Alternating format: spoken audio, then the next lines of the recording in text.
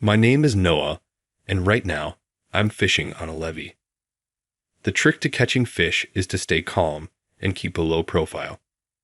As I watch the line I've cast, my mind drifts back to yesterday's scolding from my boss. I work in sales at a moving company, a job I got into after starting as a part-timer in high school. A few years later, I got transferred and ended up with a terrible boss named Susan. Susan, now in her 40s, has a hysterical scream that's tough to handle. You're the only one in our department who hasn't met this period's goals. You're dead weight here, she yelled. She always brings up my educational background whenever she can.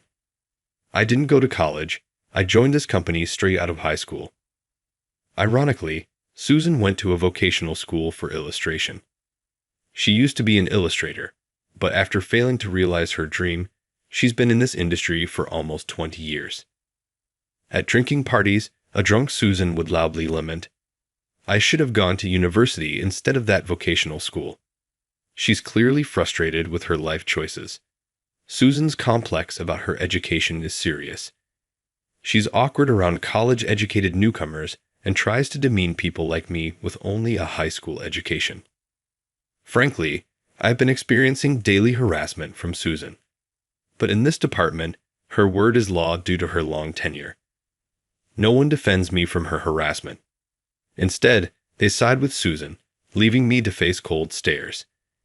It's hard to maintain a calm and clear mind, even when I'm fishing. "Hey Noel, what's up?" Your line is shaking. My fishing buddy George alerts me, snapping me out of my thoughts. Got something on your mind? George is an avid fisherman who would even go fishing at sea during long holidays. His skin is tanned, and he always has a pleasant smile. No, I'm fine. I shake my head and refocus on fishing. I can't let my personal issues disturb George's enjoyable private time. Oh, now you're focused. George laughs. It's only when I'm fishing like this that I can forget the unpleasant things. After refocusing, I got a hit on my fishing rod. When I reeled it in, it turned out to be a pretty big catch. My fishing buddies erupted in cheers. Nice catch. This must be the king of this area. Your family will be thrilled. George rejoices as if it's his own achievement. I feel my face stiffen momentarily, but quickly muster a smile. Even on a day when I catch a big one, I'm still bogged down with worries. I sigh inwardly. I just couldn't bring myself to say it in front of George that my wife was having an affair. I have a wife, Helen, and a daughter, Sarah, who just turned 11. Even when things got tough, I could keep going by thinking of my family. But lately, Helen's behavior has been strange. She's unusually cold towards me, and I feel like she's distancing herself. That's not all.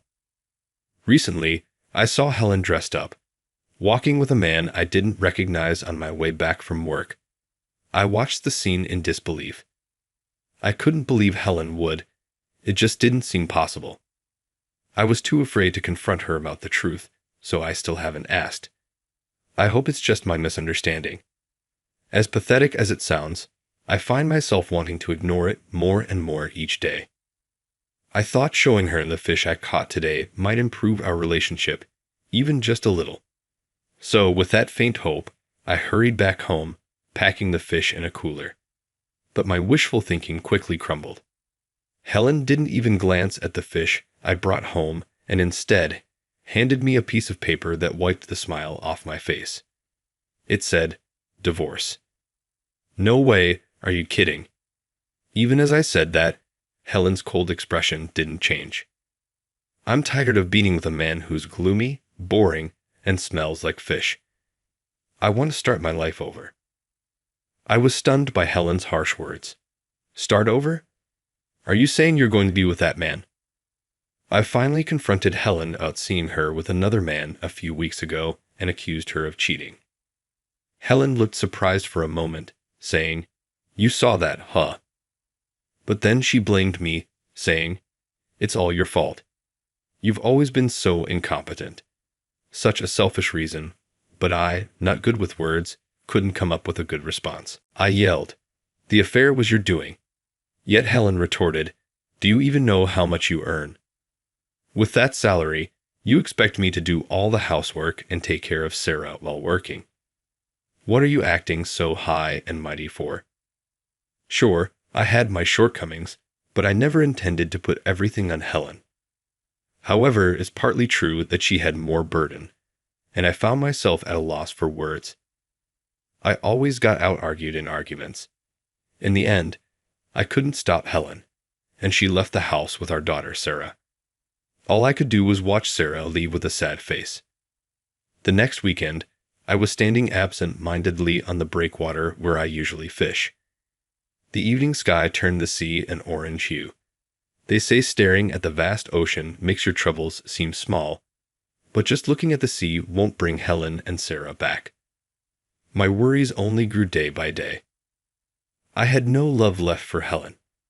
I couldn't forgive her for driving me to utter despair. I thought, go wherever you want with another man, but the problem was our daughter Sarah. I want to live with my beloved daughter, but now, in the midst of a custody battle, knowing that the mother gets custody 90% of the time, the odds seemed grim. Even if the divorce is due to the wife's infidelity, it's bizarre how the custody usually doesn't go to the husband. Will I never be able to live with Sarah again? The more I thought about it, the more depressed I became. And then, at that moment, my fishing buddy George suddenly asked me, "Hey Noel, I thought you had left already. What's with that look? Like you're about to jump into the sea." Hearing this, I almost burst into tears. Normally, I would just smile and say it's nothing. But today, I just couldn't. I poured out all my pent-up emotions to George. I told him about being constantly berated by my boss at work, about my wife cheating on me and filing for divorce, taking our daughter away, and how I felt utterly hopeless. I've been told I'm worthless by both my job and my family. Maybe I should just jump into the sea. I couldn't hold back my tears. They just kept flowing. I was sobbing so much I could barely speak, but George just looked at me straight and listened to everything I had to say. He grabbed my shoulders firmly and said, "Just being alive and able to fish is enough, isn't it?" His compassionate smile finally calmed my heart. "Noah, if you were gone, I'd lose my fishing mentor. That would be a real problem for me. Can you keep living, thinking of it as a favor for me?" Mentor. I hardly ever catch big fish.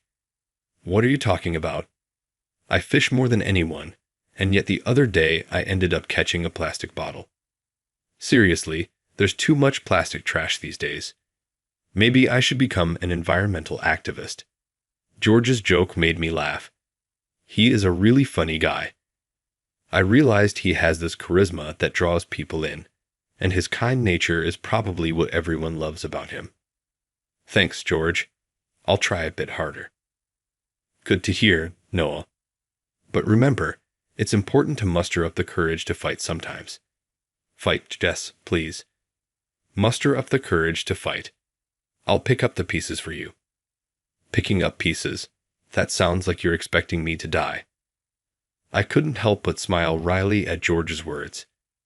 But indeed, I had been running from conflict, always just taking whatever was thrown at me. Is this really how it should be? George's words made me question for the first time what it means to fight. The next day, when I went to work, I got yelled at by Susan again. "Your shirt is all wrinkled. Do you even care about your job? If you don't, just leave." It was the same old yelling, just using me as a stress reliever. Yesterday, the day before, and the day before that, I had been constantly bombarded with such yelling every single day. I had enough. Remembering what George said, I finally understood what it meant to fight. I had a part in this too. If I didn't like it, I should speak up, I told myself. Then I glared at Susan and said, "So, it's okay if I leave." Her face changed color as she wasn't expecting me to talk back. "What? Well, it's not a problem." I could see she was clearly shaken. I slammed the resignation letter I had written earlier onto Susan's desk. "Then please submit this to our president." The atmosphere in the office changed instantly. "I can't believe Noah is snapping," someone said in a frightened voice. "Fine, fine. If you insist that much, I'll take your resignation letter to the president's office right away." With a huff, Susan gripped my resignation letter and headed towards the president's office. So, this is the end of this company I have worked for so many years. The thought made me feel a bit sad. I did love my job here. Well, for now, I'll head to my usual fishing spot this coming weekend. I'll make sure George picks up my pieces as he promised. Just as I was thinking about this and started to tidy up my desk, it happened suddenly. The phone on my desk rang. The call was from the president's office. Maybe it's about the resignation letter.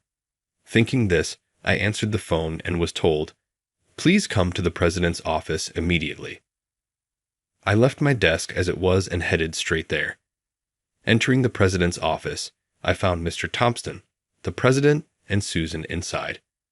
Surprisingly, Susan suddenly apologized to me. "I'm sorry. I went too far. Please reconsider submitting your resignation." I was puzzled about what was happening, but Mr. Thompson explained, "Noah, you were handling our major client, Bridgewater Commercial, but recently Susan took over, right?" "Yes, that's correct. I was in charge of Bridgewater Commercial until last week.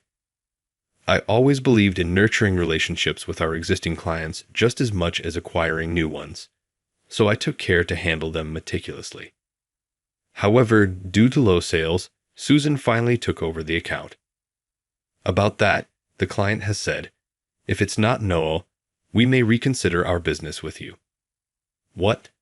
Mr. Bridgewater said that?" "It's a problem. Mr. Bridgewater personally lodged a complaint, and just when Susan brought in your resignation, I ordered her to convince you to stay." "I see, so that's what this is about." I glared hard at Susan. She seemed a bit intimidated. Now was the time to truly fight. I have been suffering from workplace harassment by Susan. At this, President Thompson's expression changed.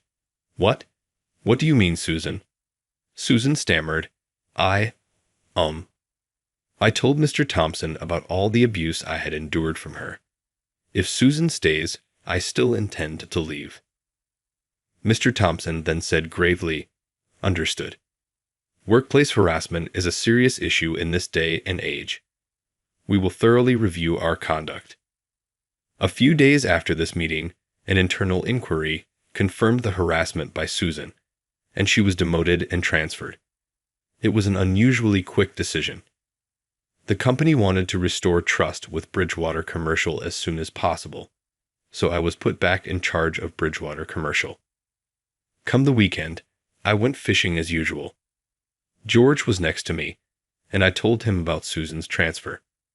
"Wow, you did it after all. You fought well, Noah." "No, it's all thanks to your advice, George.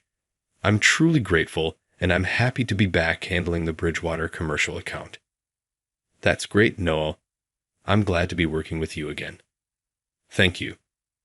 I look forward to continuing our work together, Mr. Bridgewater." Hey, drop the Mr. Bridgewater when we're off the clock."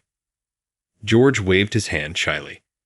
Actually, the president of Bridgewater Commercial was none other than George Bridgewater himself. Thinking back, my success in this major deal was thanks to my hobby of fishing. Being able to fish alongside George like this was also due to his invitation during a business meeting, asking, "How ought we go fishing together next time?" Of course, this recent issue was also resolved with George's help. He had said he'd pick up my pieces, but I never expected him to go this far. I can't thank him enough. I said this and bowed my head many times, but George looked at me and said, "The fight isn't over yet, right?" "That's right," I replied. I still had a big battle ahead of me. It was a custody battle for my daughter, Sarah. "If you win custody, bring your daughter here again," George said with a smile. I nodded firmly in response. Half a year passed. I fought. I confronted my wife, Helen, head-on. Finally, the verdict was out. I went to the fishing spot where George was to report the outcome, with my daughter in tow. In the end, George had helped me again. Being a business owner, he knew many good lawyers and referred one to me. Thanks to that, the court proceedings went in my favor, and now I am able to live with my daughter, Sarah. Sarah, like me, has trouble speaking up. She couldn't express herself to her mother, but when the lawyer facilitated a conversation, she expressed her desire to stay with me, saying, "I want to be with Daddy." "The battle is finally over, Noah," George said, intently watching his fishing line. I whispered, "Yes," in response. I always felt pathetic, always being helped by George. To my slight dejection, George asked, "Sarah, do you like your dad?" Sarah, who became a sixth grader this year, seemed embarrassed to say "I like" out loud. Perhaps because of shyness, she hesitated with an E, but then nodded silently afterward. That's right. That's right. Your dad might not look dependable, but he's the kind of person who always looks out for others and supports them in the background." To think that he saw me in such a way, George's words made me so happy. I realized that what I had been doing wasn't wrong and decided to continue tackling everything with compassion. Then George's fishing line tugged violently. Oh, here it comes, a big one. After a long time, "Careful, George, take it slow." I said this and readied the net to support George, who was frantically managing his fishing rod.